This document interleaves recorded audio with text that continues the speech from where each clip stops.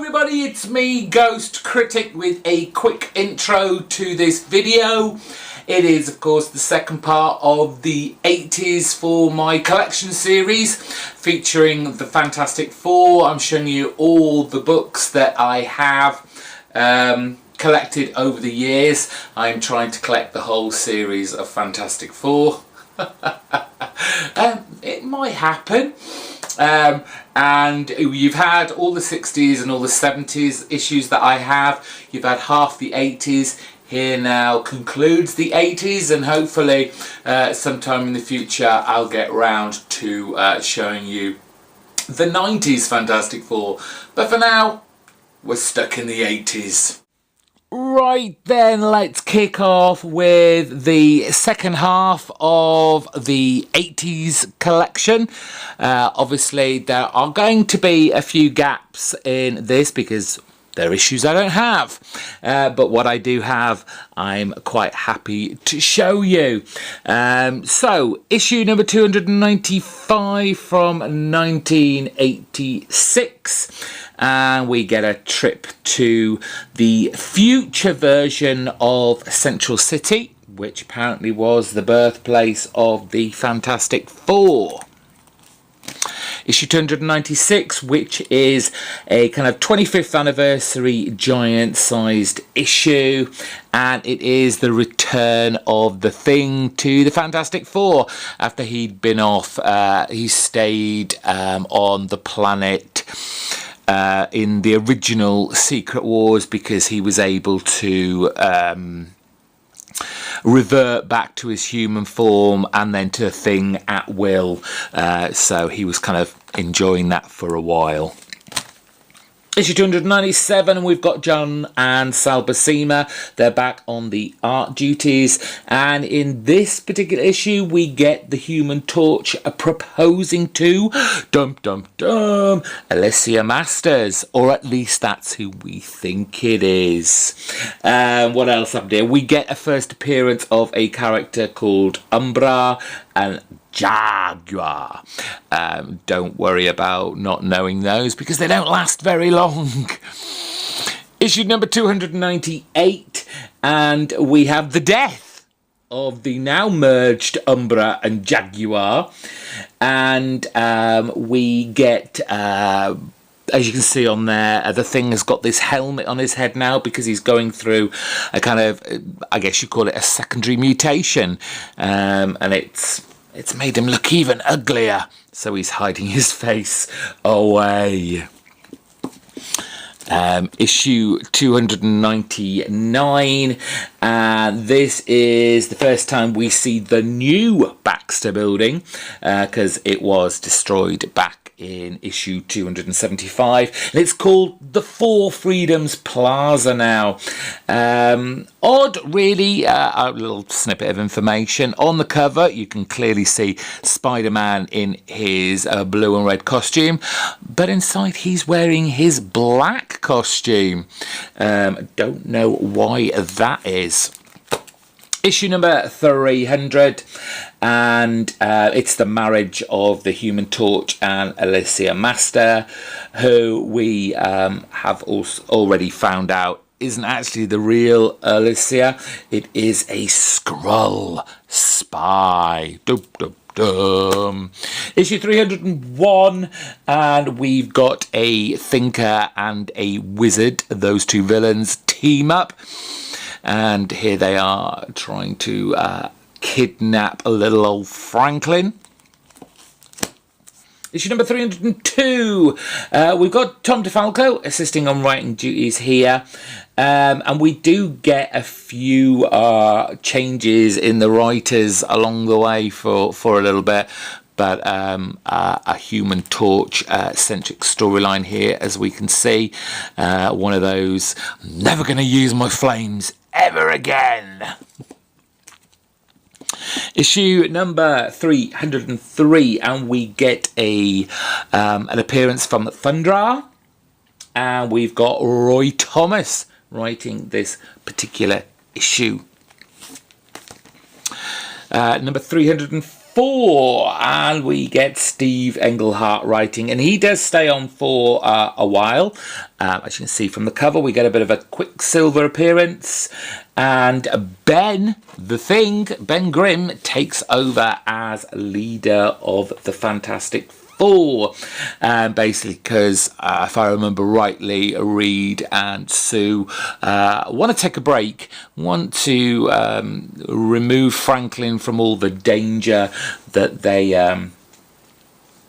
obviously happen along the way, so they take a big break for quite a while actually. Issue number 305, we get Crystal of the Inhumans. She joins the team, and we get the Thing versus the Torch fight, which we get quite a lot. All very complicated, but clearly it's to do with the Human Torch's marriage to Alicia. Turn that round. Issue 306. And we get Ms. Marvel now joining the team to make up our Fantastic Four. Ms. Marvel here is actually Sharon Ventura. We can see, is she on there yet? No, she's not on there yet. And as you can see, there's Fantastic Four versus Diablo with his awesome elementals.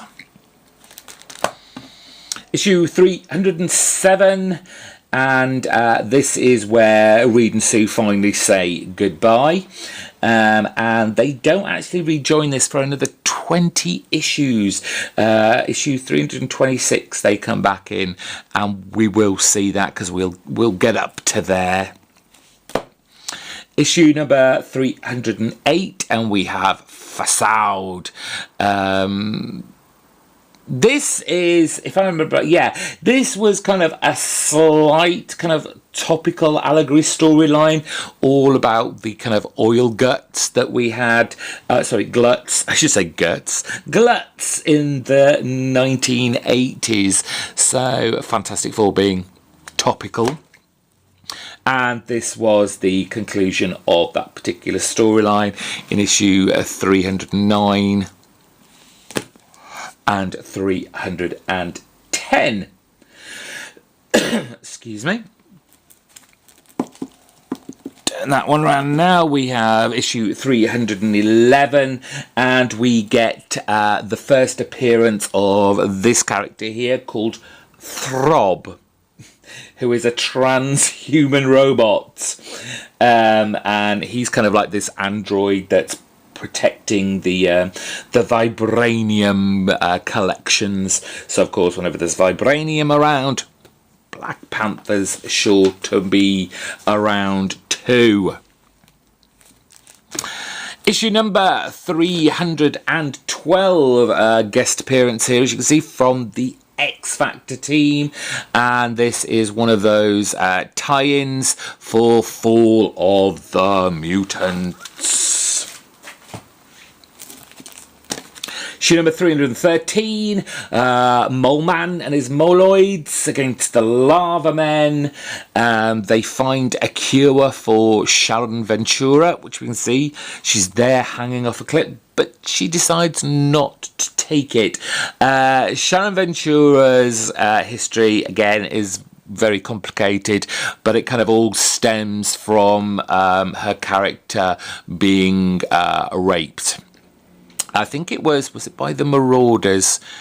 I don't know if I'm right there, but the rape storyline, very much a real thing within her continuity.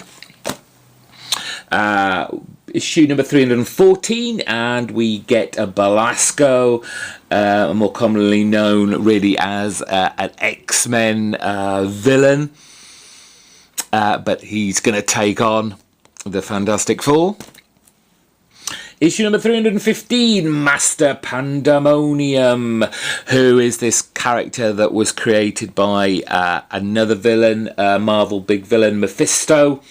He was a kind of Hollywood star who crashed while drunk driving, and Mephisto plucked him out and created this villain for the Fantastic Four to go up against. Issue 316. There's a lot of kind of Savage Land stuff in here, and there's a little bit, I guess, of a reference to the Beyonder from Secret Wars in this, because we're going to be seeing him soon. Issue number 317, and really, despite this kind of romantic style cover, this is really a setup for a visit to the Negative Zone again, to investigate the Beyonders. That's plural. Issue, here we go, 318. The interesting thing about this, obviously, we got Doctor Doom on there, great Fantastic Four villain, one of my favourite Marvel villains. But there is a panel in this book, and it is of Doom kind of pressing a buzzer for Johnny's apartment, and we can see the list of names of the people who live in the apartment. And just above Johnny's name is the name Jim Shoot, with like an eviction notice covering over the rest of it. And this was actually a reference to the firing at that time of the former editor-in-chief, Jim Shooter. So, nice little snippet of information there, little Easter egg. I told you that the Beyonder was coming. Issue 319, funnily enough titled Secret Wars 3. This is Doom going up against Beyonder again, and Molecule Man making a bit of an appearance too in this giant-sized spectacular. Issue number 320, and it's just a general let's have a duke out with the Thing and the Hulk. Obviously all orchestrated by Doom.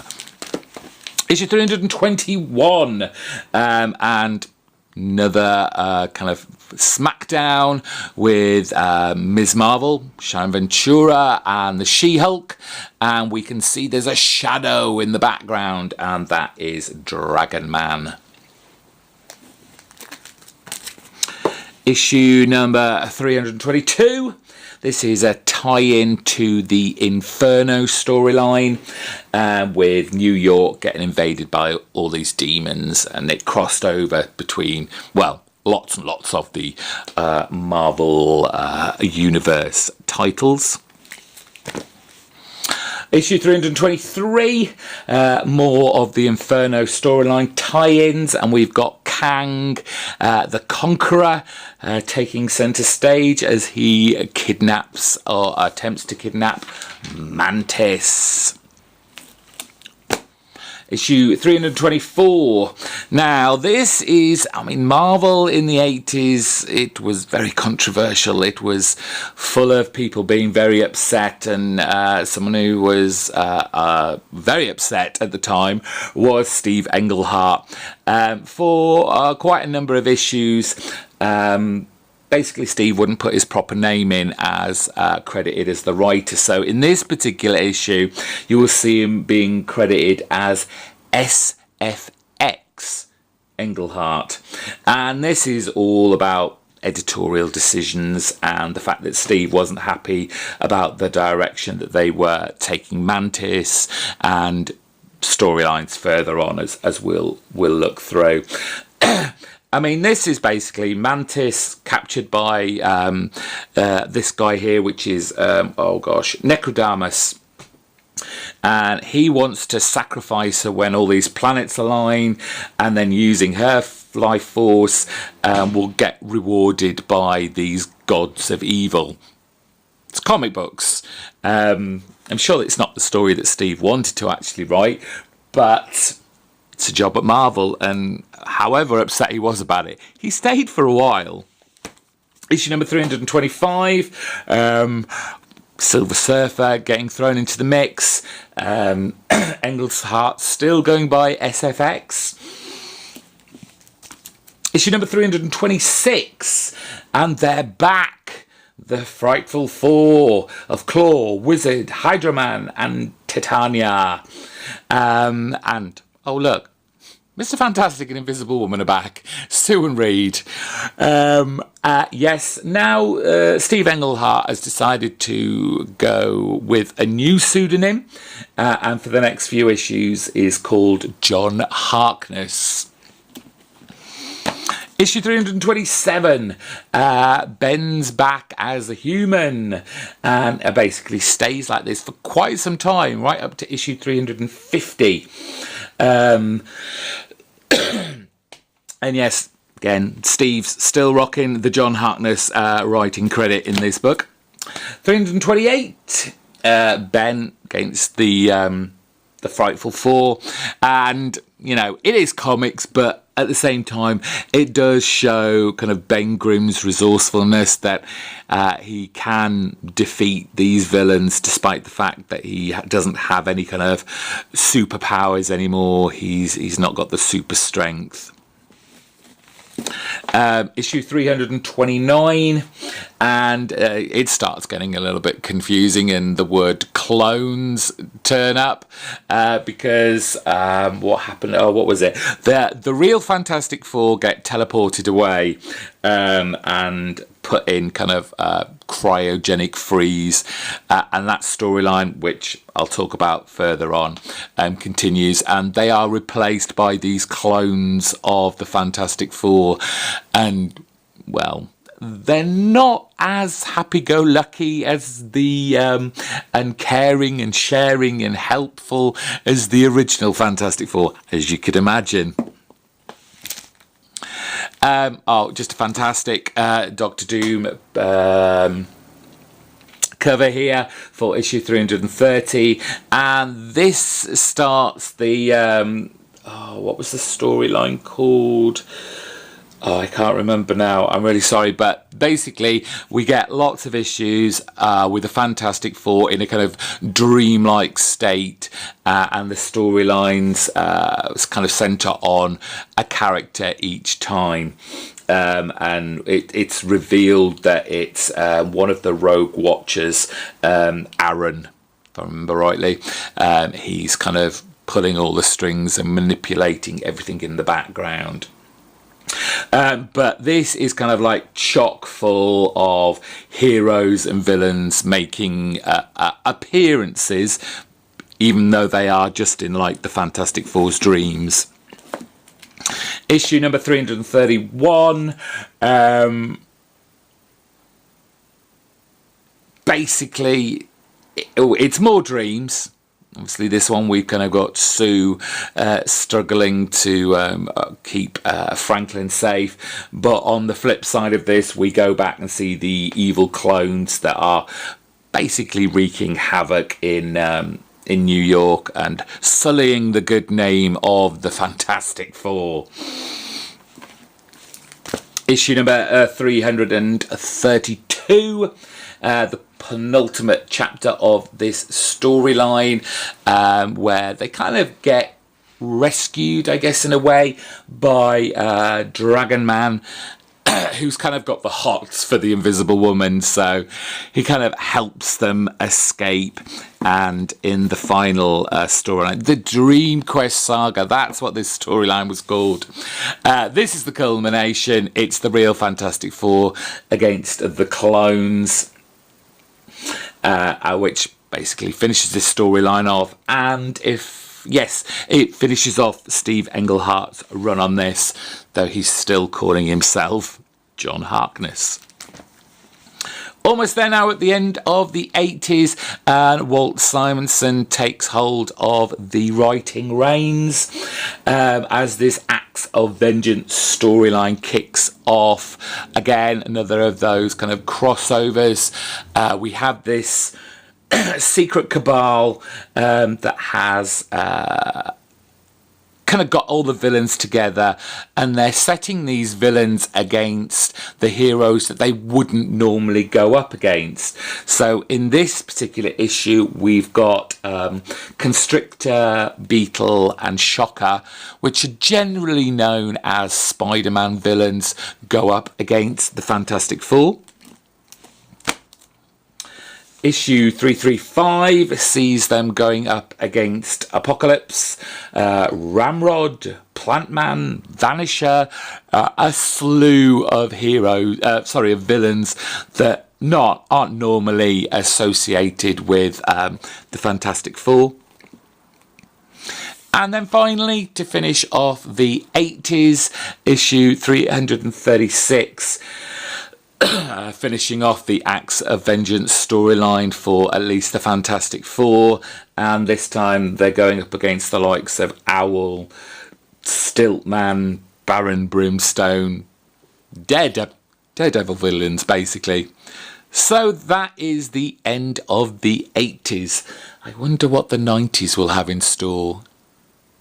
Keep tuned in and you will find out hopefully very soon. Thank you for watching. Don't forget to subscribe, like and comment down below. You're a fan of the Fantastic Four? Are you happy that they're coming back? Because they are, god damn it, and about time too. I'll see you soon. Bye bye.